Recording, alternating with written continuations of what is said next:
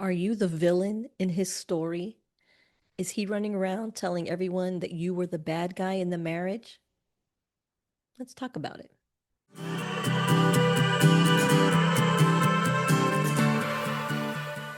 Hi, I'm Josie. I am the host of the From Devastated to Divorce podcast and a separation survival specialist.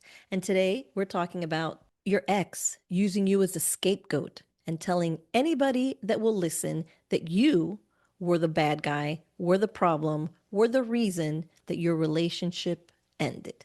When you are hearing that he is going around bad mouthing you, telling anybody and everybody that will listen that you were the cause, even though he asked for the separation, even though he cheated on you, even though these people might even know that he cheated on you. And you're like, why? Why am I the bad guy? Why are all these people believing that I'm the bad guy? Why can't he just tell the truth?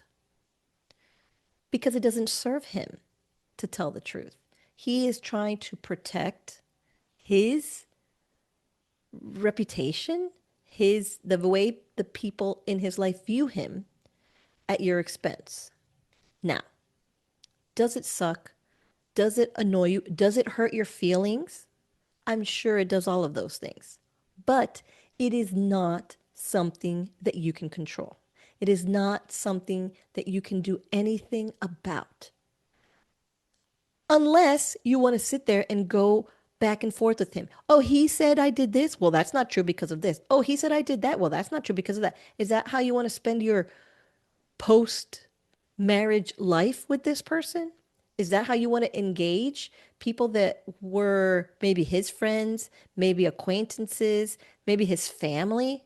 Do you think that his family is going to take your side even if he was a jerk? Some might. Let's be honest. Some might, and that is great. And if you are one of those people who continue to have the love and respect of your ex's family, that's great. But that's not what we're talking about today. We're talking about the people in his life that he is bad mouthing you to that want to believe it. If they are choosing to believe it, those people don't matter to you. If they believe his narrative, they don't value you, they don't know you, and they don't want to. And so you have to let them go. You have to let go of any feelings you have about what he is telling people about you.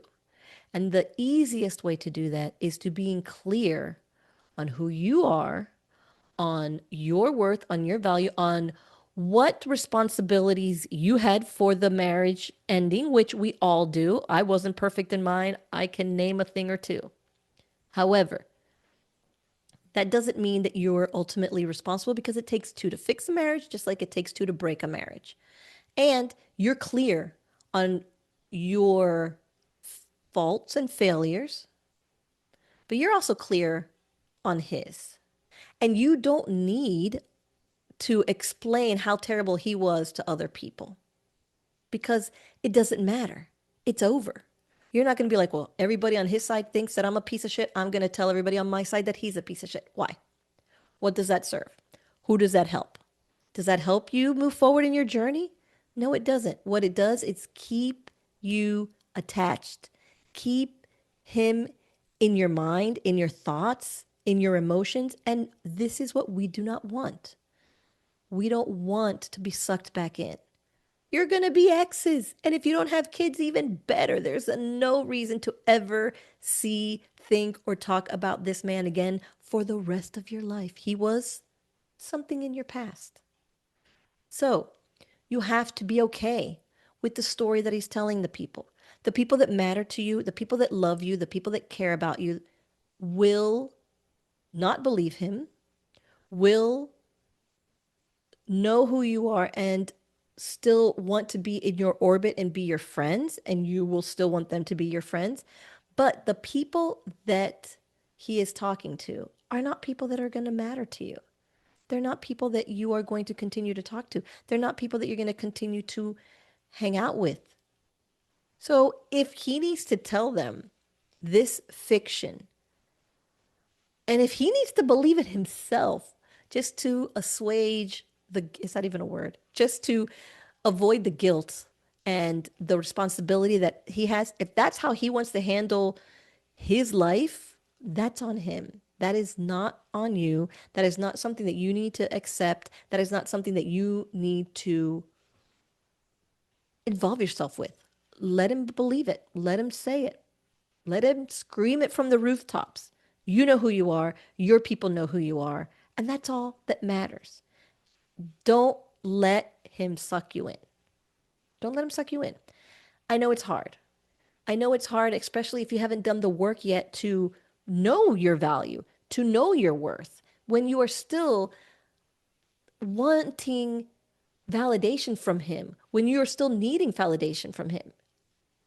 And that's because you haven't gotten to the part in your journey where you start really focusing on healing and rebuilding yourself. So let's get there. I have my 5 chapters to surviving a separation methodology.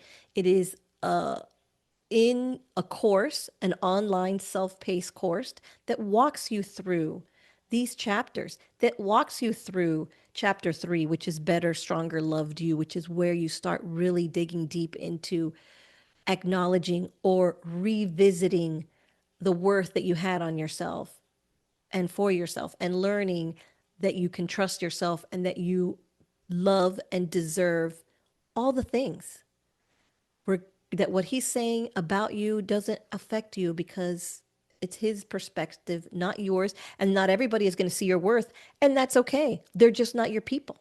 If they don't see your worth, they're not your people. And if he didn't see your worth, he wasn't your person. And you are secure in that because you are very clear on your worth. So if you're interested in checking out that course and seeing what all it covers, the link is down below. Please don't let him suck you in. If you need to be the bad guy, be the bad guy. Whatever. It doesn't matter. It's his story, his journey. It's not yours anymore. You're rewriting yours, and you are all that matters.